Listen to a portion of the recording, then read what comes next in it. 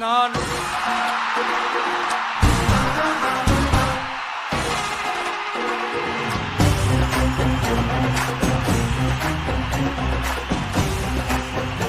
சட்டப்படி அமைக்கப்பெற்ற இந்திய அரசியல் அமைப்பின்பால் உண்மையான நம்பிக்கையும் மாறா பற்றும் கொண்டிருப்பேன் என்றும் இந்திய நாட்டின் ஒப்பில்லாத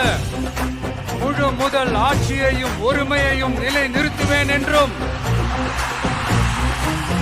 தமிழ்நாட்டு அரசின் முதலமைச்சராக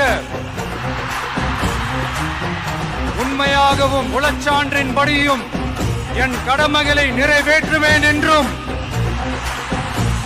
அரசியல் அமைப்பிற்கும் சட்டத்திற்கும் இணங்க அச்சமும் ஒருதலை சார்பும் இன்றி விருப்பு வெறுப்பை விலக்கி பலதரப்பட்ட மக்கள் அனைவருக்கும்